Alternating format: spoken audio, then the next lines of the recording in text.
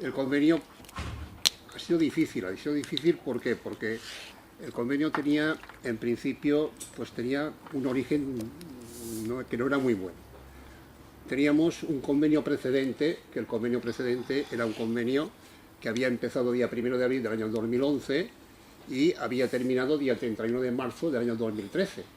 En consecuencia, a partir del día 1 de abril del año 2013, hasta que se ha firmado este convenio, no había convenio colectivo, salvo el convenio precedente que estaba prorrogado en régimen de ultraactividad en cuanto a las cláusulas normativas. No había, por ejemplo, no había ningún tipo de prórroga de revisión salarial y, en consecuencia, única y exclusivamente estaba prorrogada el régimen normativo del convenio. O mejor dicho, la comisión de la comisión negociadora se reunió día 29 de enero del año 2016. El primer acuerdo que se llegó fue día 6 de febrero del año 2017. Esto ya da un poco la idea de la dificultad en cuanto a la negociación. Y el texto definitivo se firmó día 27 de febrero del año 2017. Es un texto que es definitivo, si bien no está publicado aún en el BOIP, pero tenemos la resolución que ordena la publicación y el registro del mismo. Yo no voy a entrar en cuanto a la historia del convenio colectivo. Lo que sí voy a hacer, como ha dicho bien Rafael, es tocar y ver cuáles han sido los puntos calientes de la negociación y cuáles son las modificaciones en el nuevo convenio respecto del convenio anterior. Hay una diferencia respecto del convenio anterior, y es que las partes que firmaron el anterior convenio no son las mismas que han firmado el vigente convenio. El anterior convenio fue suscrito por los 3 sindicatos más representativos: UGT, comisiones y USO. Este convenio únicamente ha sido suscrito por comisiones como minoritaria, UGT como mayoritaria, pero USO no tenía representación y, por tanto, no ha sido parte de la negociación colectiva. En cuanto a las patronales, AFEDECO, con diferencia, es la más representativa, y el resto ha sido el conjunto de las pymes de Menorca, Ibiza y Formentera. El convenio colectivo, como he dicho, el precedente, era conflictivo. Y era conflictivo por cuanto era un convenio raro. Era raro porque estábamos precisamente en época de vacas flacas y, por tanto, si os fijáis, es 1 de abril del año 2011, 31 de marzo 2013, pero fijaros que en el ámbito temporal, cosa muy rara, se nos dice: en cuanto a los efectos económicos, serán a partir del día 1 de abril del año 2012. No es lógico que dentro de un ámbito temporal de un convenio se prevea cuál va a ser el régimen de los efectos económicos. Y es porque era un convenio pues que, vuelvo a repetir, era complicado. Se ha sustituido este ámbito temporal por un ámbito temporal absolutamente nuevo, que es a partir del 1 de abril del año 2016 hasta el día 31 de marzo del año 2019. En consecuencia, es un ámbito temporal por 3 años. Y los efectos económicos van a ser a día 1 de abril del año 2016.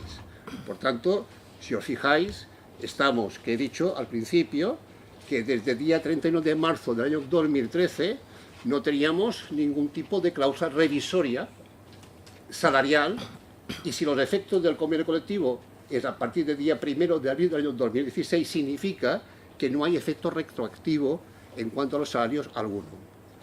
Tema que creo que es importante a tener en cuenta.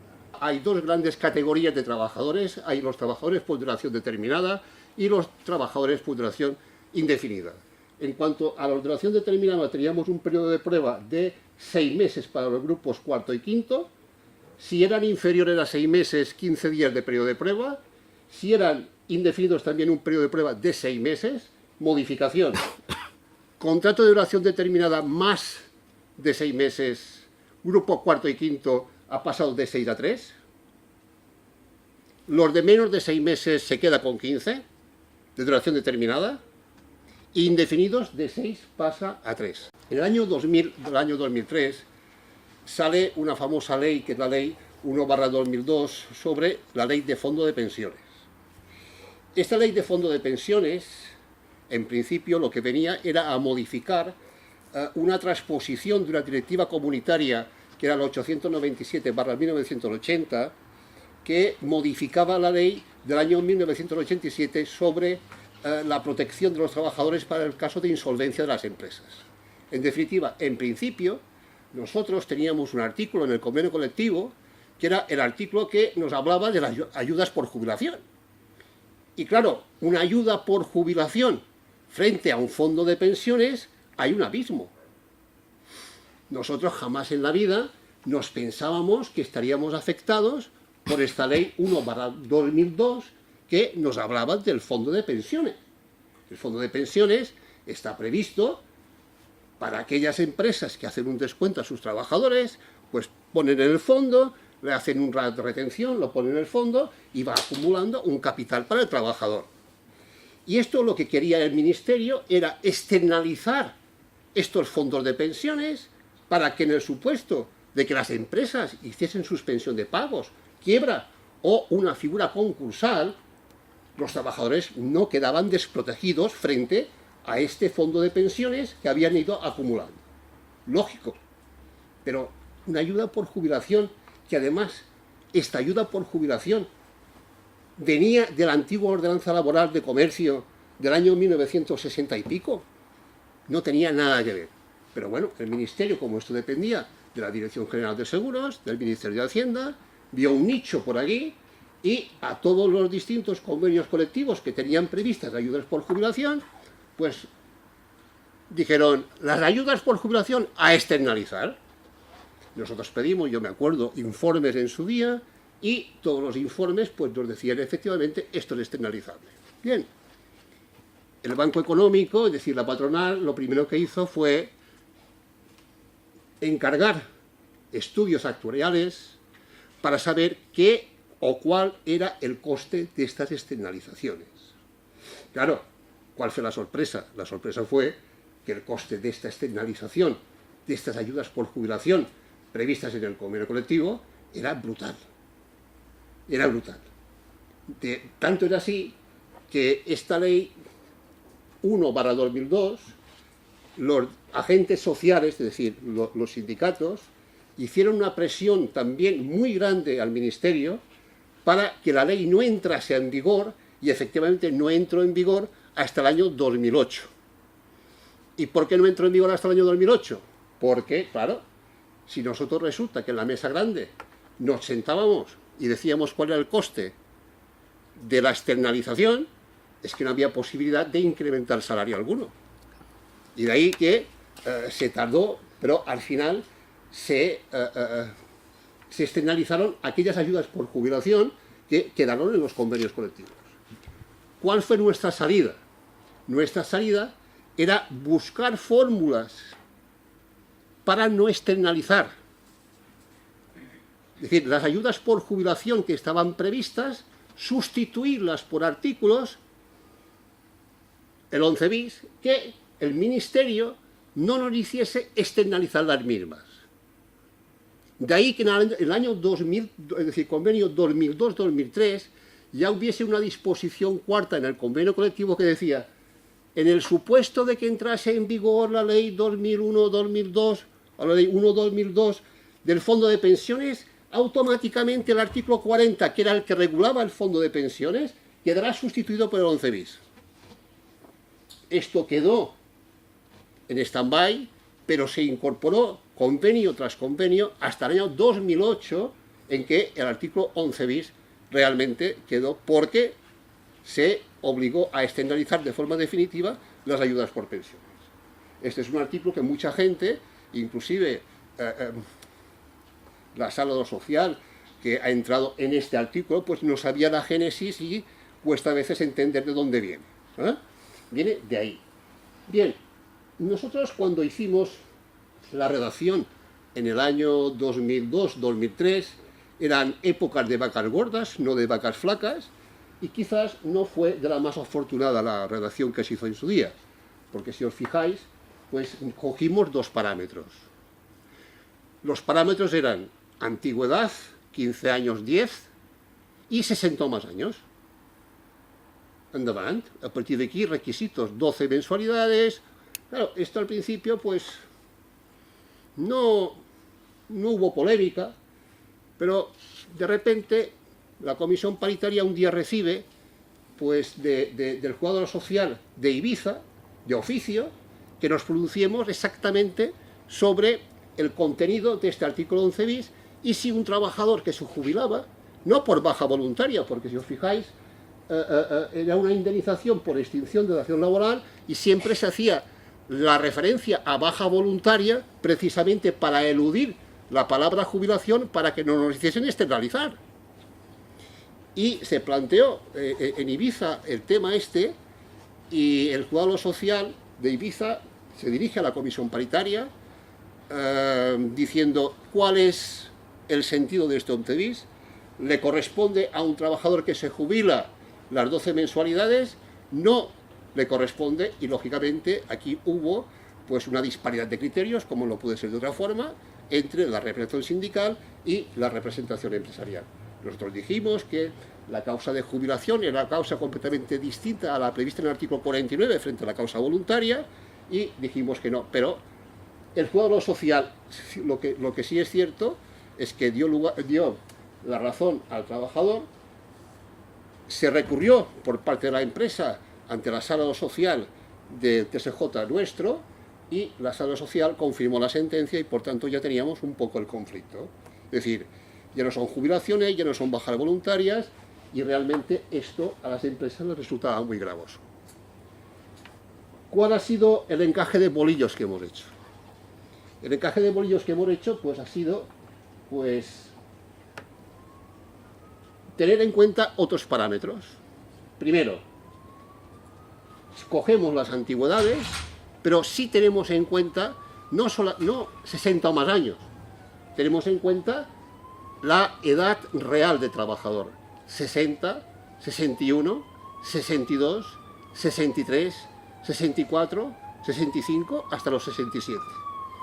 Y aquí tengo que decir un tema que ha pasado desapercibida para algunos en toda la negociación colectiva, pero para otros no, y es un tema de mucho calado jurídico. Y es el tema de la transitoriedad. Es un convenio colectivo que no tiene disposiciones transitorias. Solamente tiene una, que es la que hace referencia a los atrasos salariales, que se tienen que pagar dentro de los 3 meses siguientes a la firma del convenio. ¿Qué significa? Que si no hay régimen de transitoriedad, por ejemplo, un trabajador que día 26 de febrero del año 2017 tenía un régimen que tenía 65 años y 12 mensualidades aseguradas, a partir del día siguiente ya no las tiene y pasa a escala y de 12 pasa a 5, o pasa a 4, o pasa a 3, o pasa a 2. Es más, este artículo, el artículo anterior, el 11 bis, preveía que en el supuesto de que un trabajador se jubilase a los 65, a los 66, a los 67, siempre tenía derecho, en su caso, si reunía el requisito genérico específico de los 15 años y la edad a las 12 mensualidades. En este de aquí, si os fijáis, decimos que la edad máxima percibida de compensación será de 67 años. En consecuencia, si un trabajador se jubila a los 68, por la circunstancia que sea, porque vosotros sabéis que desde la convalidación de la reforma laboral las jubilaciones son voluntarias y no forzosas, este trabajador no tiene derecho a las 12 mensualidades ni tiene derecho a mensualidad alguna. Esto aligera mucho los costes a nivel empresarial, porque hemos pasado, pues si lo veis, de unos tramos completamente distintos a unos tramos mucho más flexibles. ¿Y por qué hemos puesto 60-12, 61-11? Porque claro, entendemos que estas edades, las de 60-61, son las menos proclives para que el trabajador se jubile o extinga sus contratos frente a los 65-66. Estas horquillas de 60-61-62 precisamente son las horquillas delicadas en las cuales normalmente no se extinguen de forma voluntaria o por jubilación las relaciones laborales. En cuanto a los contratos eventuales, muy poca diferencia. El contrato eventual Antes tenía pues una indemnización de 12 días por año de servicio, que era un día por mes trabajado. Ahora hemos pasado de 12 a 14 y en consecuencia, en lugar de poner pues un día, hemos puesto 14 días por año de servicio o el prorrateo correspondiente. Salario base. Salario base, pues tenemos lo que hay. El salario base nos ha costado un 3% durante el primer año, un 1,75 y 1,75. Efectos económicos, 1,4 2016, pero no 1,4 2013. Que esto es muy importante, y yo creo que aquí, desde un punto de vista técnico, y también creo que desde un punto de vista político, hay que agradecer la madurez que han demostrado los sindicatos, primero en no denunciar el convenio en la época que lo podían denunciar, tanto para los antiguos agentes sociales como para los nuevos, en no solicitar efectos retroactivos respecto de las modificaciones operadas a través de este convenio. Y tenemos un 3%, 1,75 el segundo año y 1,75 el tercer año. Y en cuanto a la antigüedad de los nuevos contratos, sí que hay que tenerlos en cuenta, por cuanto hay que saber que aquellos trabajadores que entraron en las empresas con posterioridad al día 1 de abril del año 1994, pero tienen derecho a un 1% más, por tanto sería un 4, 2,75 y 2,75. Aquí es un poco el nudo gordiano de todo lo que ha sucedido, bueno, de la negociación. Es el tema de jornada, es el tema de descanso y es el tema de los domingos y festivos. En cuanto a jornada, nosotros tenemos una jornada bastante yo creo bien regulada, en el sentido de que está prevista la distribución irregular, cosa que en muchos convenios no está y además está cuasi prohibida. Aquí la tenemos implantada desde hace años. Y bueno, y esto no se ha tocado. ¿Qué es lo que se ha tocado? Se ha tocado que, como se ha tocado el descanso semanal y se ha tocado otras cosas, pues se ha pasado de tener una jornada de lunes a sábado a tener una jornada en los centros de trabajo de lunes a domingo. Por tanto, aquí hay una flexibilización máxima, que tenemos jornada irregular y después tenemos toda la jornada de lunes a domingo y la flexibilización correspondiente. Descanso semanal. Aquí ha existido una derogación in integrum del artículo 33 anterior al artículo 33 actual.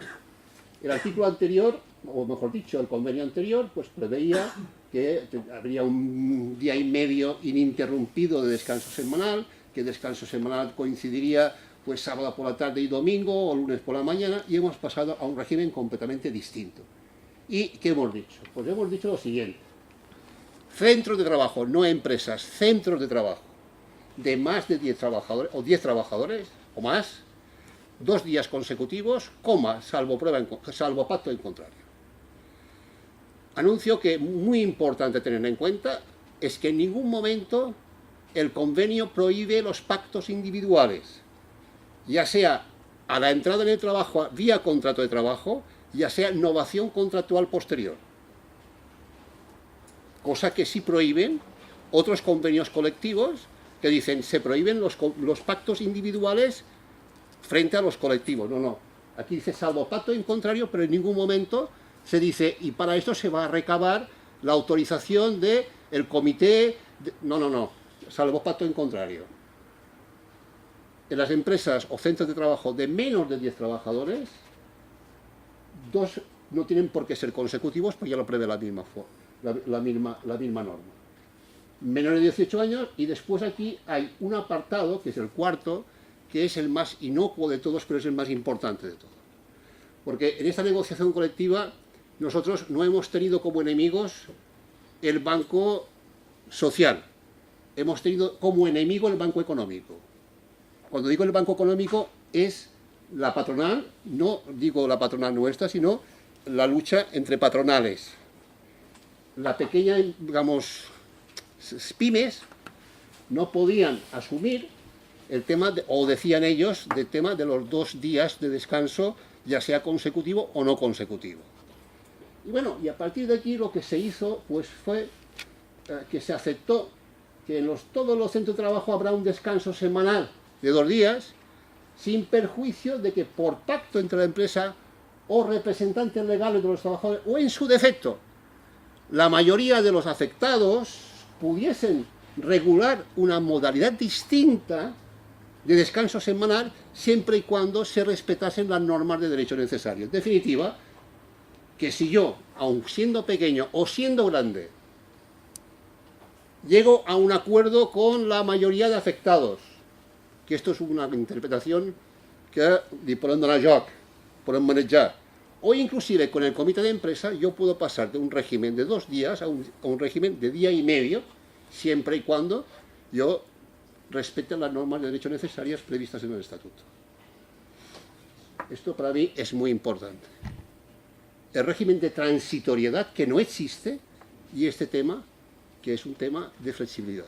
Y ahora entramos, creo yo, en el artículo más polémico que ha existido, y es el que realmente ha sido objeto de negociación más dura.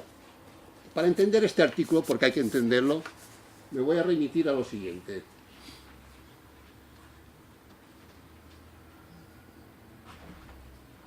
Me voy a remitir al año 2004, 2003-2004. Este artículo tiene su génesis en una acta firmada en el TAMIP, día 20 de septiembre del año 2003. Había una serie de empresas que hacían unas prácticas empresariales X y frente a estas empresas se hizo una convocatoria de huelga. Yo me acordaré siempre que Toni Vilella me llamó a las 2 de la noche a casa y me dijo: hemos llegado a un principio de acuerdo, Yo estaba pues en casa, estaba lejos, y digo: no te preocupes que la bajo. Y bajé y estaban con el acuerdo este de aquí. Y el acuerdo era precisamente para desconvocar la huelga. ¿Y qué decía este acuerdo? Este acuerdo decía lo que después se incorporó de forma taxativa en los 5 puntos que hoy también tenemos incorporados al nuevo convenio y también estaban en el convenio anterior. Pero aquí donde viene realmente el kit de la cuestión es tenemos 2 tipos de domingos y festivos. Tenemos los domingos y festivos previstos en el 34.1, que son los autorizados, no vía estatuto, autorizados por la ley de comercio, que son 2 cosas distintas, frente a los previstos en el 34.2, que son los que no están autorizados, que en el año 2016 eran 16 y en el 2017 son 10, frente a los autorizados, y los previstos en el punto 2 son todos los demás, ¿de acuerdo? Pues bien, respecto de los primeros, se ponía, o se decía, que se tendría derecho a una compensación económica por hora trabajada de 11 euros en el acta de desconvocatoria de huelga. Y respecto de los segundos, para el trabajo en cualquier otro domingo y o festivo de consistirá en un 18% de incremento sobre la hora ordinaria, calculándose de acuerdo con la siguiente fórmula: salario base más un 1%, por 15 porque tenemos 15 pagas, plus de transporte por 12, porque solamente tenemos 12 pagas de plus de transporte, y dividido por el número de horas que en aquel momento estaba fijado en el convenio colectivo. ¿De acuerdo? Bien. Después, fijaros en el punto 4, muy importante, dice: la compensación económica establecida en el punto 1 y 2 de este capítulo se entiende como no sustituible del descanso semanal correspondiente a cada trabajador o trabajadora y al derecho de disfrute de descanso correspondiente a los festivos abonados, de acuerdo con el artículo 37.2. 2 inputs a tener muy en cuenta: lo que hemos dicho antes de la fórmula y que se respetan los descansos. Y ahora voy al principio. Tenemos que este artículo ha sido objeto de 2 conflictos colectivos. El primer conflicto colectivo se resolvió en fecha 30 de julio del año 2004, en la cual pues se desestimó la pretensión de la parte actora y lo que se pretendía en principio pues era que se abonasen estos festivos y estos domingos no en virtud del 18%, sino en virtud del 118%. Después explicaré todo esto. Se desestima, no se desestima por una cuestión de fondo, se desestima por una cuestión de forma. ¿Por qué? Porque en aquel momento los sindicatos lo que no querían hacer era por circunstancias X,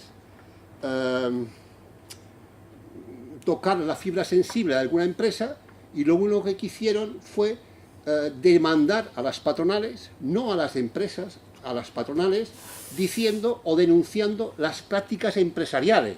Es decir, yo me dirijo a la patronal, pero no me dirijo a la patronal por decir, oiga, es que yo entiendo que usted hace esto mal o bien, o se debe de interpretar de una forma o de otra. No, no, yo me dirijo a la patronal para denunciar que hay empresas pertenecientes a esta patronal que están haciendo según qué tipo de conductas.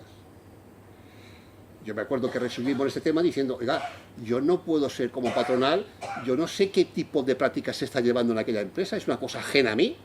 Se estima la demanda por falta de legitimación pasiva y efectivamente este tema no fue recurrido y no hay ningún tipo de problema. Se presenta al cabo de X tiempo otro conflicto colectivo y este ya se pone nombre y apellidos a las empresas y también se denuncia o se demanda a las patronales, con el mismo más o menos petitum de la demanda, y era que nosotros, o los trabajadores de los sindicatos, entendían que tanto sobre todo, no el punto 1, porque el punto 1 no se tocó, pero sí el punto 2, no se tenía que abonar aquellos domingos o aquellos festivos no autorizados, no se tenían que abonar a razón del 18% sobre precio hora ordinaria, sino que la reflexión, para que lo entendáis, era la siguiente. A ver, un trabajador que no trabaja en domingo o festivo no autorizado, ¿qué es lo que cobra?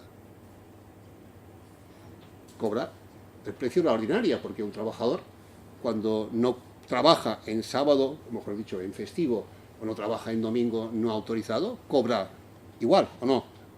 Bien. Yo la pregunta que hago es la siguiente, mejor dicho, la pregunta que se hacían los sindicatos era la siguiente.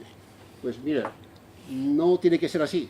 Es decir, el trabajador tiene que cobrar, para el supuesto de que trabaje en domingo o festivo no autorizado, no tiene que cobrar el precio hora ordinario más un 18%, sino que tiene que cobrar el precio hora ordinario, que ya lo cobraría si no estuviese trabajando, más la compensación que es la que estaba prevista para la fórmula del precio hora ordinaria más el 18%, por tanto era un 118%. ¿De acuerdo? La sala fue un conflicto colectivo en primera instancia, el ponente era Paco Wilhelmi y nos dio la razón. Nos dio la razón y nos dijo, oiga usted, el precepto es claro y por tanto yo entendemos que aquí esto es un 18 y no es un 118%. Bien, la sala, y Paco Wilhelmi era una persona que dicen que aplicaba mucho el sentido común, y a mí me consta porque lo tuvimos muchos años en primera instancia y en segunda instancia, y en aquel momento, pues bueno, era en primera instancia, cabía recurso de casación, y en casación no se entendió lo mismo. En casación, y además un ponente que era Aurelio de Toda Bonete, que era muy bueno, entendió pues que en lugar del 18% se tenía que abonar al 118%. Bueno, es una sentencia, técnicamente, una sentencia del Tribunal Supremo, no hace jurisprudencia, pero bueno, ya era una baza muy importante para los sindicatos para aferrarse a esta sentencia, y bueno, de todas formas tuvimos suerte por una cuestión. Las sentencias de conflicto colectivo son sentencias que la ley te obliga a que se publiquen en el BOIP. Como la primera sentencia de conflicto colectivo fue desestimatoria para la parte actora, es decir, para los trabajadores, claro, no podía obligar a publicarse en el BOIP, porque había sido desestimatoria. Porque la consecuencia jurídica de las demandas de conflicto colectivo es que tienen eficacia erga omnes, es decir, tienen eficacia no frente a las partes que ha interpuesto y a las partes de demanda, sino frente a todo el colectivo que está sometido al ámbito funcional del convenio. Y no se publicó. Y la sentencia de la Sala, del Tribunal Supremo, de la Sala Cuarta, se olvidó también de decir, y publíquese, i no se va publicar i això va passar com a desapercebut. Gràcies a Déu.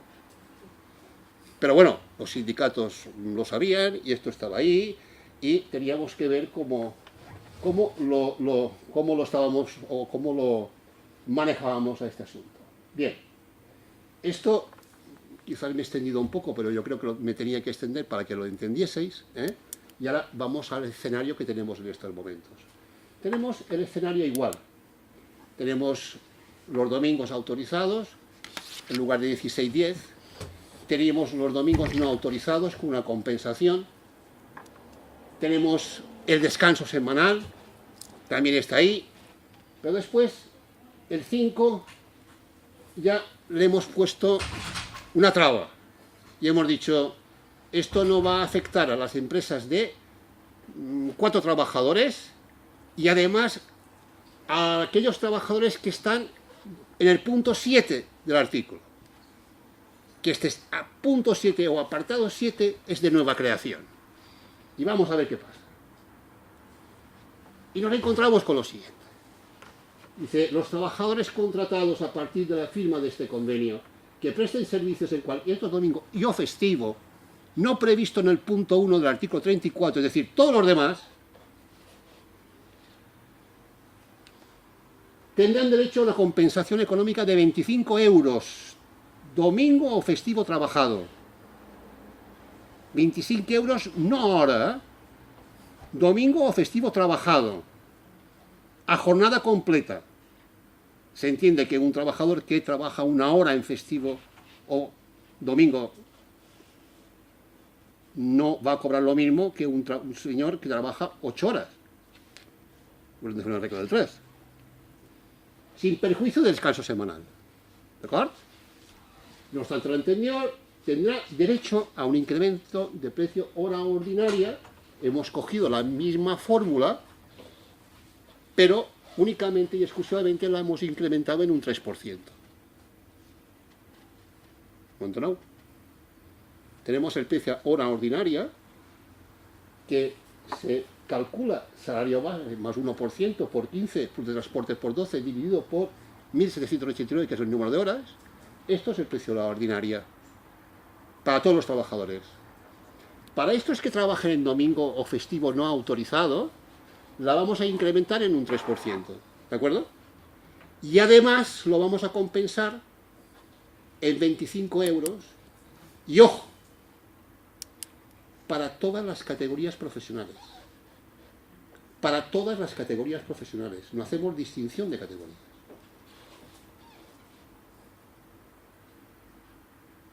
Claro, la pregunta que nos tenemos que hacer aquí es la siguiente. Estábamos hablando antes de la génesis del conflicto de los festivos y la hemos fijado temporalmente año 2004-2005. Han pasado 13 años. Hemos estado del año 2013 al año 2016-17 sin convenio colectivo, técnicamente hablando. La pregunta que tenemos que hacernos, ¿realmente los sindicatos, realmente la comisión negociadora, el Banco Económico, el Banco Social, querían un 118, viendo lo que hemos pactado ahora, o un 18? Entonces, un dubte que s'ha introduït.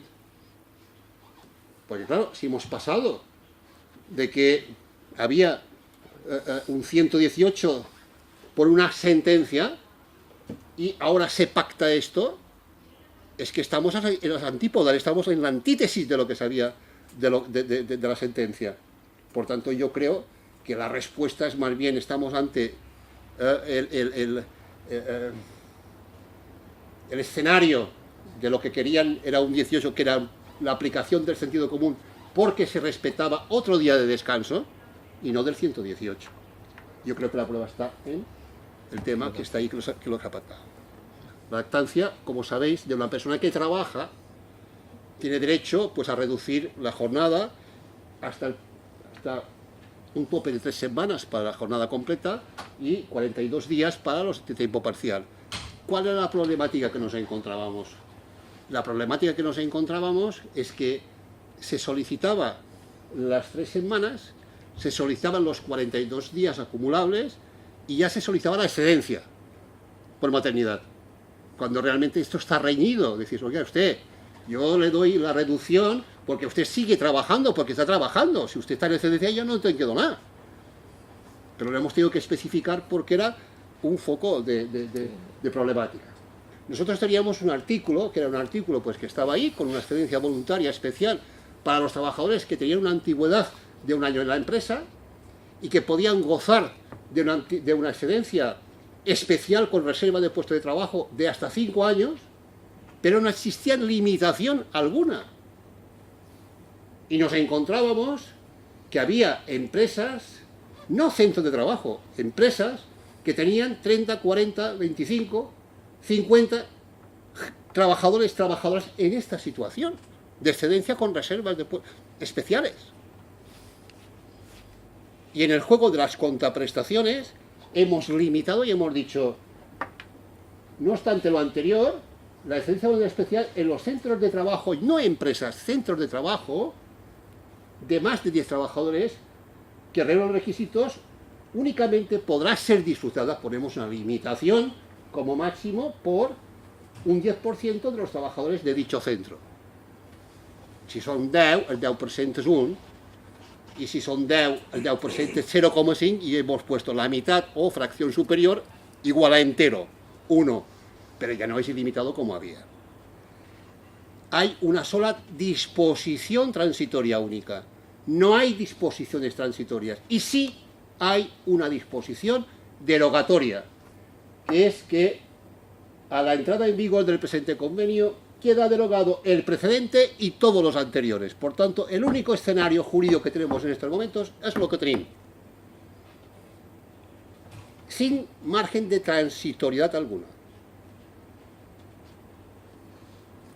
Y por último, tenemos el derecho supletorio, que hace referencia única y exclusivamente al régimen disciplinario, porque muchas veces decimos, bueno, ¿dónde están las faltas tipificadas en comercio? Pues las faltas tipificadas en comercio, es decir, el tipo de conducta punible en su caso, desde el punto de vista laboral, lo encontramos pues en el acuerdo del año 1996, que lo hemos hecho vigente en aras a la no reproducción del acuerdo marco de comercio. Estas son las modificaciones que hemos introducido con el nuevo, entre comillas, convenio de comercio, porque como sabéis, digo entre comillas porque los convenios que suceden a unos precedentes normalmente incorporan cosas de los anteriores.